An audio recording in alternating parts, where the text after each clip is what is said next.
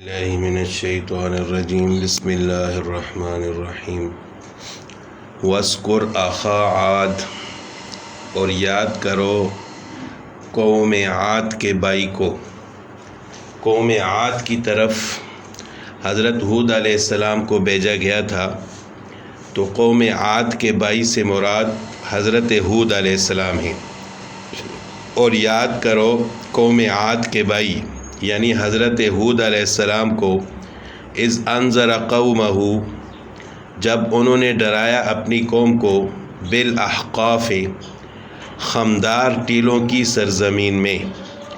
احقاف جمع حقف کی، حقف کہتے ہیں لمبے لیکن خمدار ٹیلوں کو، جو بالکل سیدھے نہ ہوں بلکہ خمدار ہوں۔ اور یہ یمن کی سرزمین تھی جہاں پر ابھی کوئی آبادی نہیں ہے، اور بعض حضرات نے یہ بھی فرمایا ہے کہ اس جگہ کا نام ہی احقاف تھا۔ تو وہ ایسی جگہ تھی، اور یہ نشانی کے طور پر آپ صلی اللہ علیہ وسلم کی امت کو، خاص کر جو آپ صلی اللہ علیہ وسلم کے زمانے کے منکر اور کافر لوگ تھے، نشانی کے طور پر ان کو یہ جگہ بتائی گئی ہے کہ جب آپ لوگ سفر کرتے ہو تو ایسے خمدار ٹیلوں والی زمین آپ دیکھتے ہو، تو یہاں پر وہ قوم آباد تھی جس کا آج نام و نشان بھی نہیں ہے۔ تو اسی وجہ سے اس سورت کو سورہ احقاف کہا جاتا ہے، کیونکہ اس میں اس لفظ کا ذکر ہے، خمدار ٹیلوں والی سرزمین۔ وقد خلت النذر، اور ڈرانے والے گزرے ہیں، گزر چکے تھے، من بین یدیہ، اس سے پہلے بھی، ومن خلفہ، اور اس کے بعد بھی، اللہ تعبدوا الا اللہ، کہ نہ عبادت کرو مگر اللہ کی۔ یعنی سب انبیاء کا ڈرانا یہی تھا کہ عبادت صرف اللہ کی کرو، اس کے علاوہ کسی کی عبادت نہ کرو۔ انی اخاف علیکم عذاب یوم عظیم، ہود علیہ السلام نے اپنی قوم سے فرمایا کہ میں ڈرتا ہوں تم پر ایک بڑے دن کے عذاب سے، یعنی یا تو وہ قیامت کا دن ہوگا، یا دنیا میں کوئی ایسا عذاب تم پر آئے گا کہ تم تہس نہس ہو کر رہ جاؤ گے۔ تو حضرت ہود علیہ السلام کی دعوت پر ان لوگوں نے کہا کہ قالوا اجئتنا لتأفکنا عن آلہتنا، تو ہمارے پاس آیا ہے اس لیے تاکہ تو پھیر دے ہمیں ہمارے خداؤں سے، تأفکنا، کہ تو پھیر دے ہمیں عن آلہتنا، ہمارے معبودوں سے، فأتنا بما تعدنا، لے آؤ جس کا تم وعدہ کرتے ہو ہم سے، ان کنت من الصادقین، اگر تم سچے ہو۔ یعنی آپ یہ کہتے ہو کہ ہم اگر نہیں مانیں گے تو ہم پر عذاب آئے گا، تو یہ جو عذاب سے آپ ہمیں ڈراتے ہو، ہم سے وعدہ کرتے ہو عذاب کا، تو اس کو لے آؤ اگر تم سچے ہو۔ قال، حضرت ہود علیہ السلام نے فرمایا، انما العلم عند اللہ، کہ اصل علم تو اللہ کے پاس ہے کہ وہ عذاب کب آئے گا۔ وَأُبَلِّغُكُم، میں تو تم تک پہنچاتا ہوں، اور میں تم تک پہنچاتا ہوں ما ارسلت بہ، اس بات کو کہ جو کچھ بھیج دیا ہے میرے ہاتھ، یعنی جو پیغام مجھے دیا گیا ہے اس کو میں تم تک پہنچاتا ہوں، باقی وہ عذاب کب آئے گا اس کا علم تو اللہ کے پاس ہے۔ وَلَٰكِنِّي أَرَاكُمْ، اور لیکن میں دیکھتا ہوں تم لوگوں کو، قَوْمًا تَجْهَلُونَ، کہ تم نادان لوگ ہو، جاہل لوگ ہو۔ یعنی ایک تو اللہ تعالیٰ کی بات نہیں مانتے،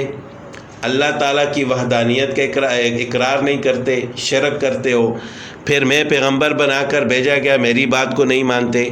اور پھر اوپر سے عذاب کی بھی جلدی کرتے ہو کہ اس عذاب کو لے آؤ، عذاب کیوں نہیں آ رہا؟ تو یہ تو انتہائی جہالت اور نادانی ہے۔ فَلَمَّا رَأَوْهُ عَارِضًا، پھر جب انہوں نے دیکھا، عارضاً بادل، جب انہوں نے بادل کو دیکھا، مستقبل اودیاتہم، جو ان کی وادیوں کی طرف آ رہا تھا، یعنی ایک بادل ابر انہوں نے آسمان پہ دیکھا کہ ان کی طرف آ رہا ہے، تو بڑے خوش ہوئے اور کہنے لگے کہ ھذا عارض ممطرنا، یہ بادل ہم پر برسے گا، یعنی بارش برسے گی، گرمی ختم ہو جائے گی، ہمیں پانی حاصل ہوگا، ٹھنڈ ہو جائے گی۔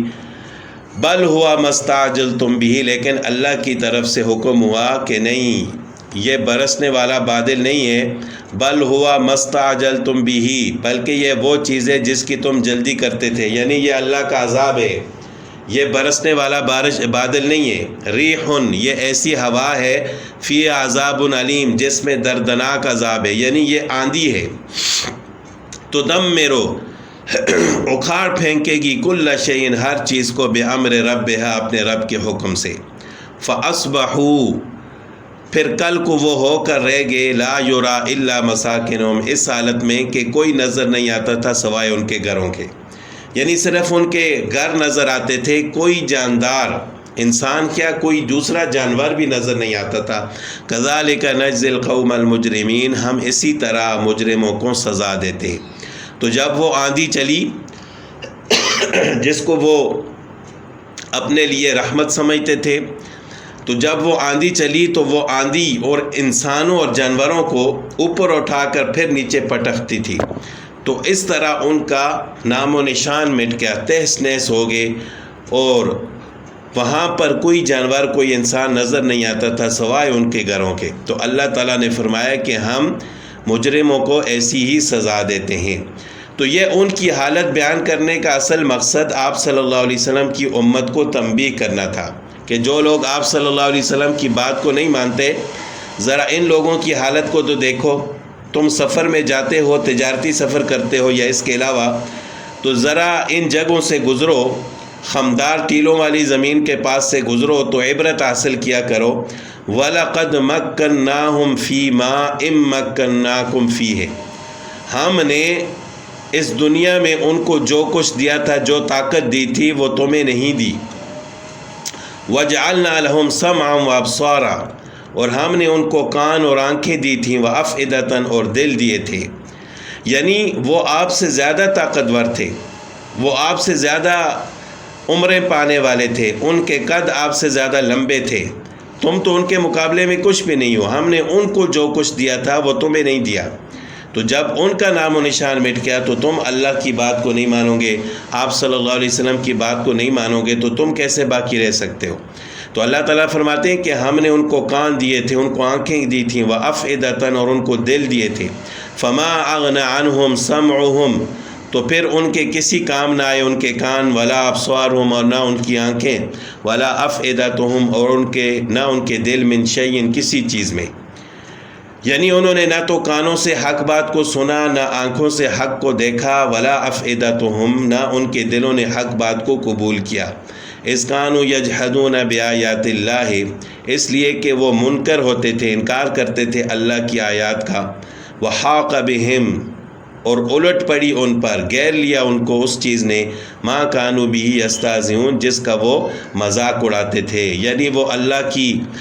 کے عذاب کا مذاق اڑاتے تھے کہ یہ تو صرف باتیں ہیں، ہم پر عذاب آ ہی نہیں رہا، اور اپنے پیغمبر سے کہتے تھے کہ جس چیز کا تم ہم سے وعدہ کرتے ہو وہ لے کر آؤ اگر تم سچے ہو۔ تو یہ جس چیز کا مذاق اڑاتے تھے اسی چیز نے ان کو گیر لیا، یعنی اللہ کے عذاب نے۔